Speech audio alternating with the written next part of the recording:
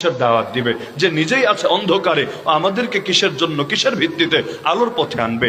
এজন্য দাওয়াতের পথে বাধা হতে পারে যা মানুষের সোসাইটিতে, কাফের, মুশরিক, বেঈমান সকলের সোসাইটিতে যেগুলোকে দোষ মনে করা হয়, কলঙ্ক মনে করা হয়, এরকম কোনো কিছু আমার আল্লাহ না কোনো নবীর সঙ্গে রেখেছেন, না তাদের ঘরের বধূদের মধ্যে রেখেছেন। কিন্তু কাফের হওয়া, মুশরিক হওয়া, এটা আল্লাহর দৃষ্টিতে অপরাধ, ইসলামের দৃষ্টিতে অপরাধ, কোরআনের দৃষ্টিতে, কিতাবের দৃষ্টিতে অপরাধ, সন্দেহ নাই। তো মানুষের সোসাইটিতে এটা দাওয়াত গ্রহণের ক্ষেত্রে বড় বাধা না, কারণ অধিকাংশ মানুষই তো কাফের ওই সময়, অধিকাংশ মানুষই তো মুশরিক এই সময়। এজন্য এই দুইটার মধ্যে বেশ পার্থক্য আছে।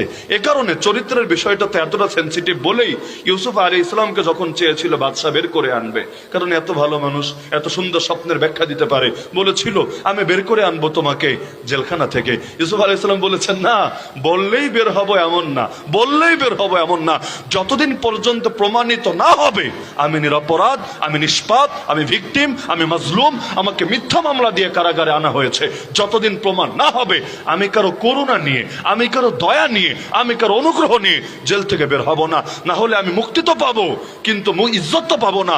মানুষ তো ভাববে যে লোকটা আসলেই খারাপ, আসলেই ব্যভিচারী, কিন্তু বাদশা দয়া করে, মায়া করে তাকে মুক্তি দিয়ে দিয়েছে। আমার এভাবে মুক্তি লাগবে না, আমি বের হব সেদিন যেদিন আসলেই আমার চরিত্রের ব্যাপারে পরিশুদ্ধি সকলের দিলে গিয়ে বসবে। অবশেষে ঠিক তাই হলো। বাদশা চেষ্টা চালিয়ে গেল, এক পর্যায়ে সেই নারীরাও স্বীকার করে নিল না, আসলে ইউসুফের কোনো অপরাধ নাই, অপরাধ তাদের নিজেদের, তারাই এই পাপের ব্যাপারে তাকে অপবাদ দিয়েছে এবং এতদিন জেল খাটিয়েছে। এজন্য চরিত্র হেফাজত করা বড় জরুরি, মাথায় রাখেন। এ কারণেই দুনিয়ার, বর্তমান দুনিয়ার কাফেররাও ইতিহাস যে ওরা পড়ে না তা না, কোরআন নিয়েও ওরা যে মোটেও রিসার্চ করে না তা না, ওরাও জানে যে হুজুরদেরকে, আলেমদেরকে, দ্বীনের দায়ীদেরকে মেরে মেরে দমানো যাবে না।